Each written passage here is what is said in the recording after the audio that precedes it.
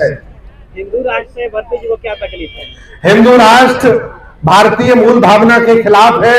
ये देश अलग अलग संस्कृतियों का है, अलग अलग रंगों का है, अलग अलग भाषाओं का है, ये विविधताओं का देश है। अगर कोई इसे एक रंग में रंगना चाहता है तो वो अपराध करना चाहता है। ये देश सभी धर्मों का है और हमेशा हमारे छोटे भाई हैं, क्योंकि हिंदू धर्म की उम्र है वो लगभग 1000 साल की है। 1000 साल पहले ये सब महायानी बौद्ध होते थे और ये जो अवलिकेश्वर महाराज है, तारा देवी है, सम्राट हर्षवर्धन, सम्राट कनिष्क का जो धम्म है जिसे महायानी परंपरा कहा गया, उसी का बदला हुआ रूप हिंदू धर्म है। इसलिए उनको मैं समझा रहा हूं, आज नहीं कल वो भी धर्म को स्वीकार कर लेंगे और ये भारत बौद्ध राष्ट्र बनेगा, हिंदू राष्ट्र नहीं बनेगा। बौद्ध राष्ट्र बनाने वालों के 50 लाख रुपए दे रहे हैं सिर काटने के, पीछे भी लग जाएंगे। वो सिर इसलिए काट रहे हैं क्योंकि उनकी पाठशाला में सिर काटना सिखाया गया है। हमारी बुद्ध की पाठशाला में दया, करुणा, शील, भाईचारा, मैत्री सिखाया गया है। हम लोग कई सालों से काटे गए, बहुत अत्याचार जुल्म हुए, कभी भी हमने तलवार नहीं उठाई। आज भी हम बर्दाश्त करते हैं और आगे भी करते रहेंगे, क्योंकि हम अनायास किसी की हत्या नहीं करते और जब कोई ज्यादा हमें सताता है तो मजबूरन हमें करना पड़ता है। वो लोग कह रहे हैं कि आप टुकड़ा टुकड़ा गैंग के हैं। हमको जो टुकड़ा टुकड़ा गैंग कह रहे हैं वो लोग नहीं जानते हैं कि हमारी इतनी बड़ी गैंग है जिसके राष्ट्राध्यक्ष 18 देशों में है। चले जाइए थाईलैंड, जापान, कोरिया, लंका, मैं कई जगह कार्यक्रम करता हूं, परमिशन नहीं देते हैं। कई जगह कार्यक्रम करता हूं, बड़ा परेशान करते हैं। मैं उनको समझाता हूं कि इस देश में मुझे परेशान कर रहे हो और जापान में नौकरी तलाशने जाते हो, वो बौद्धों का देश है, ऐसा रहेगा। सर ये राजनीतिक कार्यक्रम था या सामाजिक, क्योंकि राजनीतिक नेता लोग बोले तो भीड़ चली गई।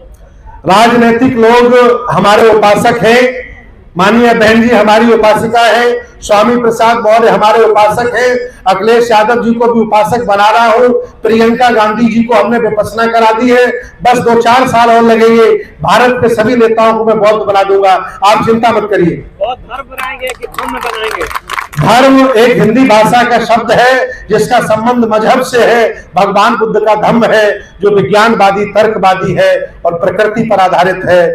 धर्म में हिंदू बौद्ध है, धर्म में मुस्लिम जैन और धर्म चित्त की शुद्धता, धर्म शांति सुख चैन, ये हमारा संदेश है।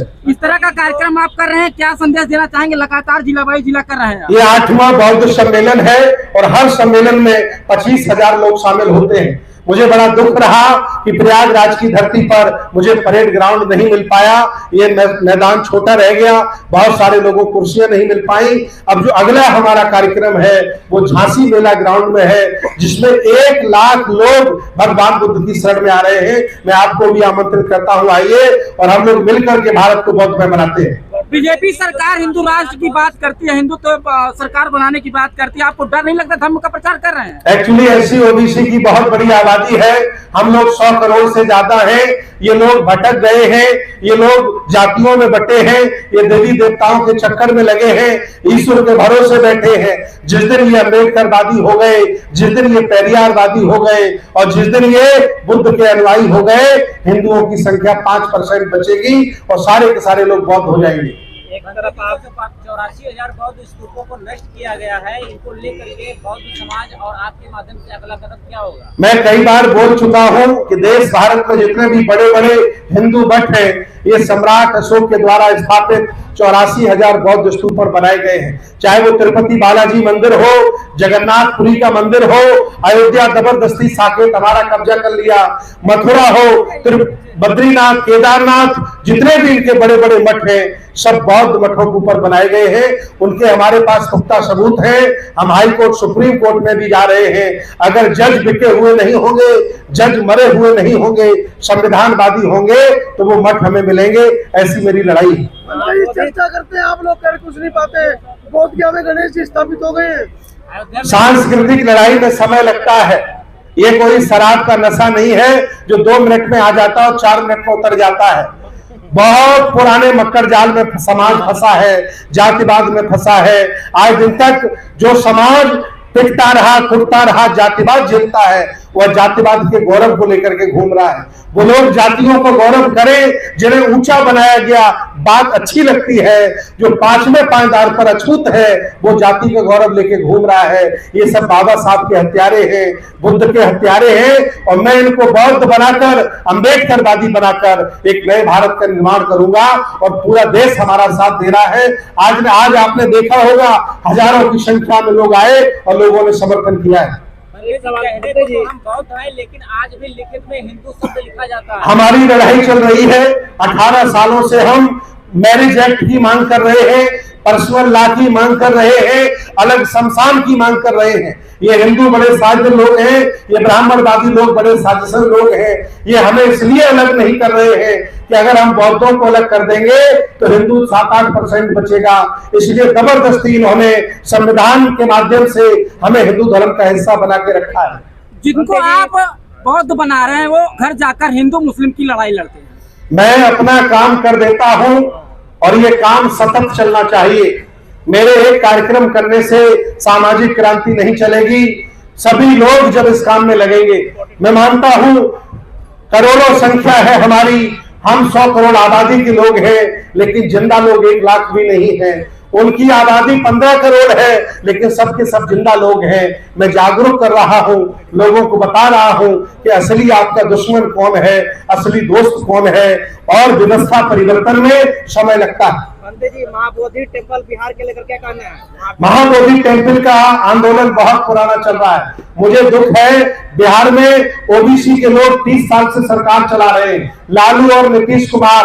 अगर इन लोगों को शर्म आई होती, अगर ये सामाजिक न्याय समझे होते, अगर ये बुद्ध का दर्शन समझे होते, तो ब्राह्मणों को मैनेजमेंट से निकालकर फेंक दिए होते और बोध गया मुक्ति आंदोलन सफल हो जाता, बुद्ध विहार बौद्धों को मिल जाता। लेकिन नेता खुद सत्ता परिवर्तन चाहता है, व्यवस्था परिवर्तन नहीं चाहता।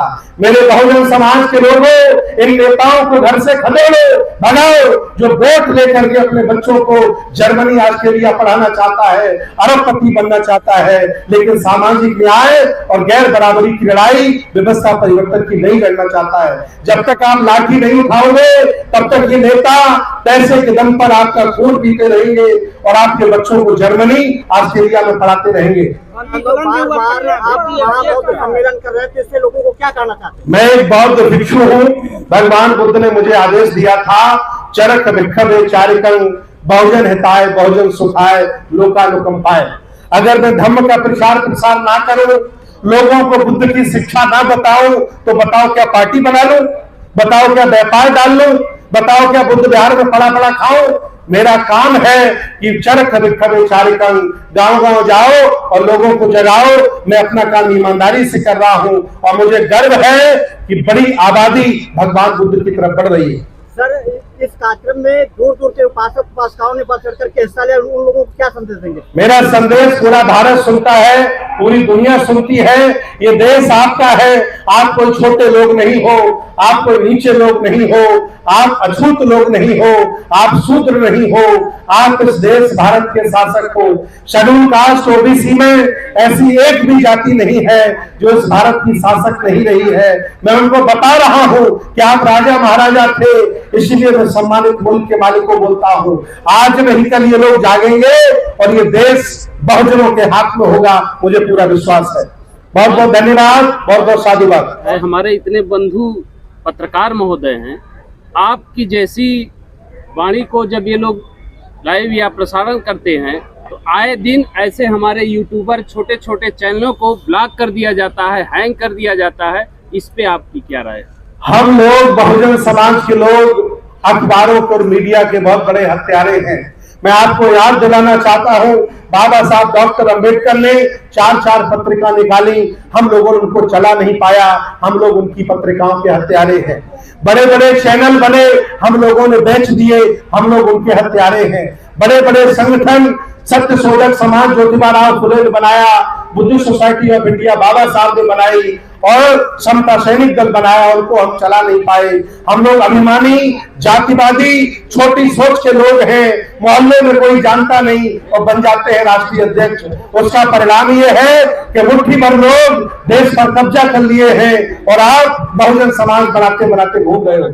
बाबा साहब ने एक मूक नायक पत्रिका चलाए थे, अभी हम लोग उसके छोटे से सदस्य हैं, तो क्या ये जो हमारे छोटे छोटे चैनल वाले हैं, क्या हम सब एक हो जाए तो क्या कैसा रहेगा? इस स्थिति के लिए और मैं गुनहगार आप लोगों को बता दूं, संविधान में जिन्हें मौका मिला धन कमाने का, जिन्हें मुख्यमंत्री प्रधानमंत्री बनने का मौका मिला, जिन्हें एमपी एमएलए बनने का मौका मिला, जिन्हें बड़े बड़े व्यापारी बनने का मौका मिला, अगर इन लोगों को थोड़ी भी लज्जा शर्म होती तो आज मीडिया हाउस बहुजन समाज के 10-20 होते, ना कि बनियों अग्रवालों के और ब्राह्मणों के होते।